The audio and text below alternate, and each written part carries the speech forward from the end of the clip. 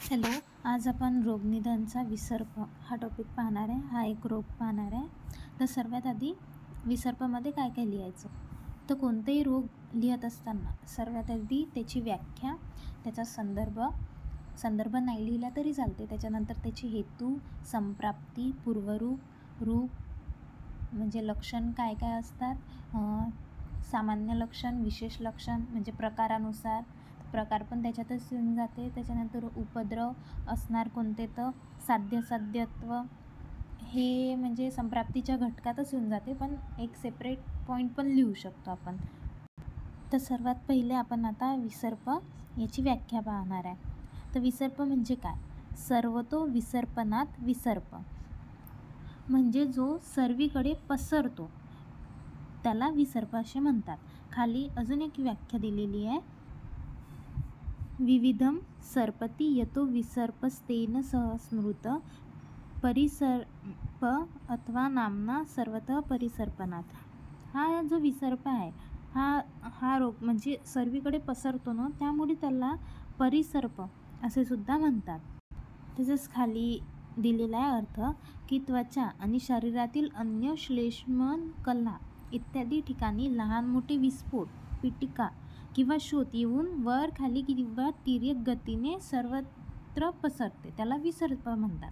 आणि त्यालाच काय म्हटलेलं आहे? परिसर्प असे सुद्धा म्हटलेलं आहे. आचार्य चरकांनी विसर्पाला शीघ्र पसरणारा आणि विषाच्या समान घातक असे सुद्धा म्हटलेलं आहे. आता खाली त्याची व्युत्पत्ती दिलेली आहे. तर व्युत्पत्ती काय? सृप या धातूला वी हा उपसर्ग जोडून नय हा प्रत्यय जोडल्याने विसर्प तयार होतो. घय सर्वतः विसर्पणात म्हणजे सर्वत्र जलद पसरण्याच्या त्याच्या स्वभावामुळे त्याला विसर्प म्हणतात. याचे प्रमुख संदर्भ ग्रंथ कोणते आहे? चरक संहिता चिकित्सा स्थान अध्याय 21 सांगितलेला आहे. सुश्रुत संहितेला सुद्धा चिकित्सा अध्याय 17 सांगितलेला आहे.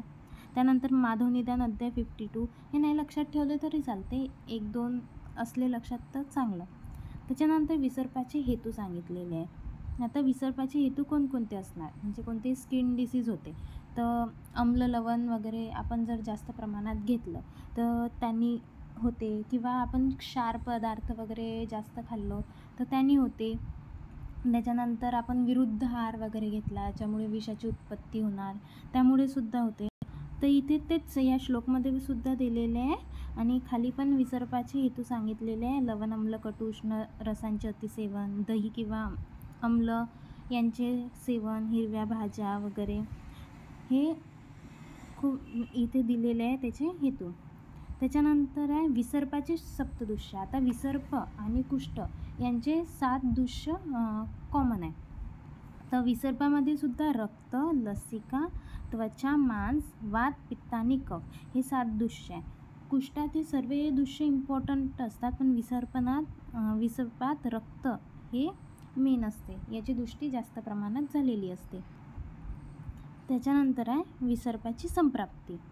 तर खाली चार्ट दिलेला आहे. आधी काय होते? रक्तप्रकोपक आपण हेतू सेवन करतो, त्यामुळे त्रिदोषांची दृष्टी होती, पित्तदोष प्रधान, आणि त्वचा, लसिका, रक्त, मांस यांची दृष्टी होते, आणि त्यामुळे त्वचेवर आपल्याला विसर्प हे दिसते. इथे वर श्लोक वगैरे सुद्धा दिलेला आहे विसर्पाचा. ह्या श्लोकमध्ये पण दिलेलं आहे. रक्तम, लसिका, त्वक, मांस, दुष्यम हे 4 दुष्य, दोषत्रयो मलाहा हे 3 दोष, याच्यामुळे विसर्प होते. हे सप्तधातू म्हणजे हे 7 धातू इम्पॉर्टंट आहे विसर्पणाच्या संप्राप्तीमध्ये. त्यानंतर खाली हे वर पण संप्राप्ती दिली आहे, इथे पण संप्राप्ती दिलेली आहे. संचयावस्थेत दोषांचा संचय होणार म्हणजे निदान सेवन करून, प्रकोपावस्थेत दोष प्रकोप होणार, प्रसरावस्थेत म्हणजे दोष जास्त प्रमाणात वाढणार तर ते स्वस्थानातून बाहेर निघण्याला सुरू होणार. प्रसरावस्थेत त्वचा, रक्त, मांस, लसिका यांची दृष्टी होणार. त्यानंतर स्थान संशय करणार, जिथे स्थान वैगुण्य असणार तिथे. तर त्वचेस्थान संश्रय करणार किंवा आभ्यंतर धातूत स्थान संश्रय करणार किंवा दोन्ही करणार.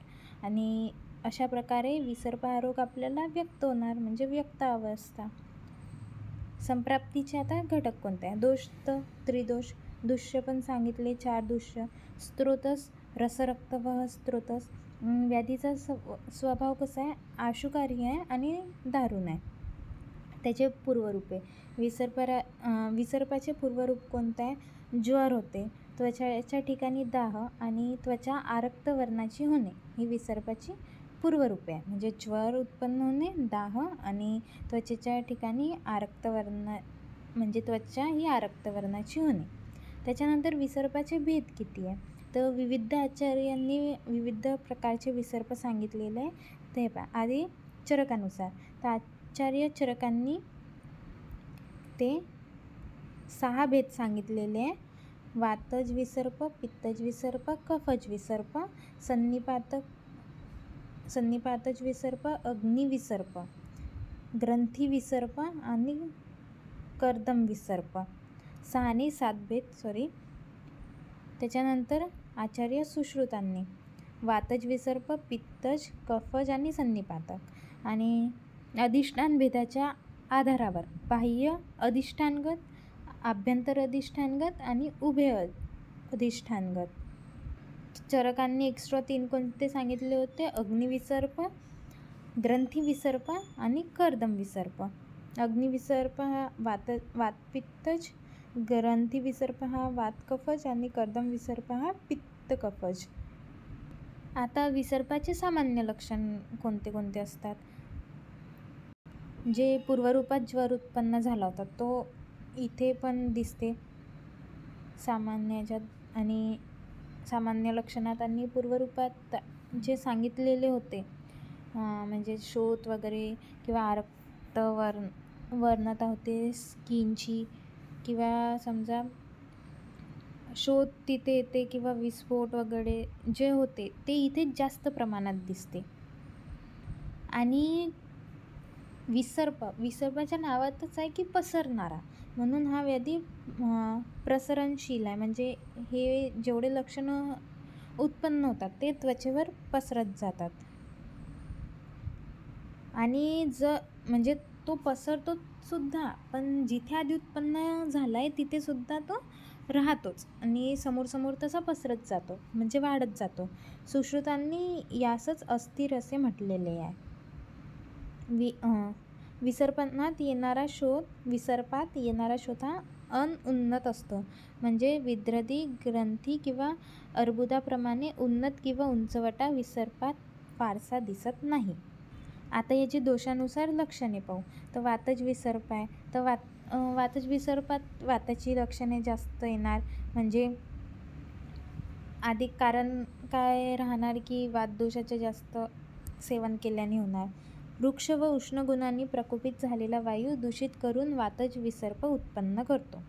तर वातज विसर्पात भ्रम, आग होणे, तृष्णा, तीव्र शूल, अंगपीडा, कंप, ज्वर, डोळ्यासमोर अंधारी येणे, कास, अस्थिमध्ये वेदना, सांध्यांच्या ठिकाणी क्रियाहानी, अंग कापणे, अरोचक, अविपाक, डोळे व्याकुळ होणे, डोळ्यांतून पाणी येणे, अंगावर मुंग्या चालल्याप्रमाणे जाणीव होणे, शोथ उत्पन्न झालेली त्वचा, शाव, अरुण वर्णाची वृक्ष स्फुटित होणे. योग्य चिकित्सा अभावी कालांतराने त्वचेवर भेदन होऊन स्त्राव येणे ही लक्षणे दिसतात.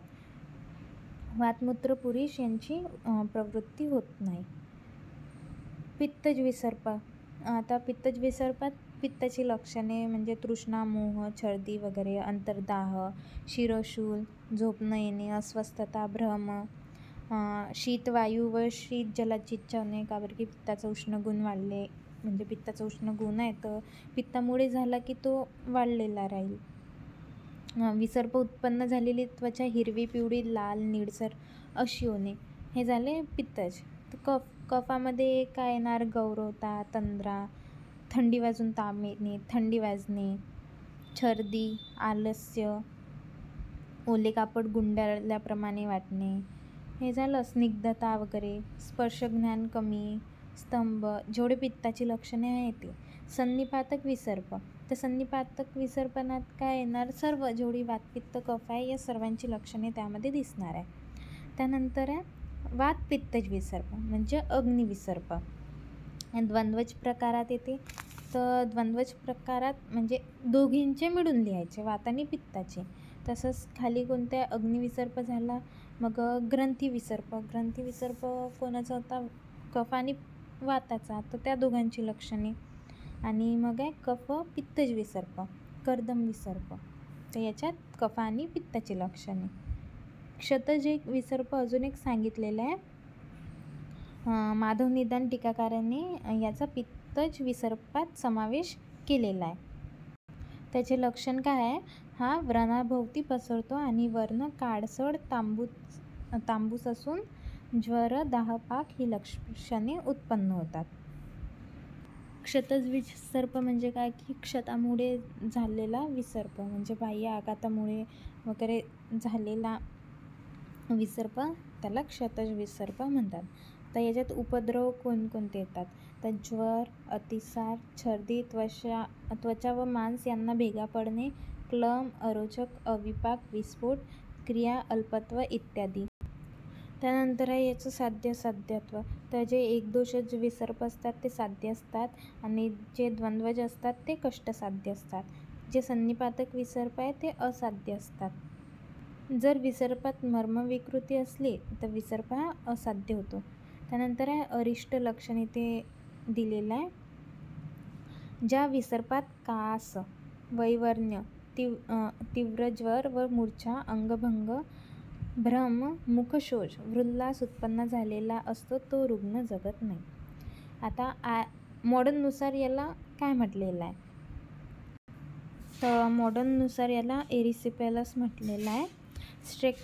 स्ट्रेप्टोकोकस एरिसिपेलिटिस नामक जीवाणू याचे प्रधान उत्पादक कारण आहे. हे झालं मॉडर्नचं, ते एक्स्ट्रा इथे दिलेलं आहे. त्यानंतर आहे विसर्प आणि कुष्ठ, यातील फरक काय आहे, तर कुष्ठ हा व्याधी स्थिर व चिरकारी असतो. विसर्प हा पसरणारा व्याधी असतो, चंचल असतो आणि आशुकारी. हे अविसर्पशील असते, हा शीघ्र विसर्पशील असते. प्रकार दोषानुरूप नाहीत आणि प्रकार दोषानुरूप आहे. कुष्ठाचे म्हणजे प्रकार ते 2 केले होते, महाकुष्ठ, क्षुद्रकुष्ठ, मग त्याचे अजून प्रकार, याचे महाकुष्ठाचे 7 प्रकार, क्षुद्रकुष्ठाचे 11 प्रकार. त्यानंतर आहे रक्तत्वचा, लसिका, मांस व त्रिदोष यांची समप्रमाणात दृष्टी हे सांगितलं होतं आणि याची रक्तदृष्टी प्रधान. वेदना नाहीत किंवा कमी होतात, याच्यात तीव्र वेदना होतात. उपचार खूप दिवस, पथ्याला महत्त्व अधिक, उपचार थोडे दिवस. त्यानंतर आहे साध्यत्व आहे, तर हे साध्य आहे आणि हे म्हणजे साध्य मीन्स त्याच्यातले जेवढे महाकुष्ठातले दिलेले होते तर काकनक सोडून सर्व साध्य होते. याच्यातले म्हणजे एक दोष खेरीज बहुतेक सर्व प्रकार असाध्य आहे. तर हे झालं विसर्प. थँक्यू.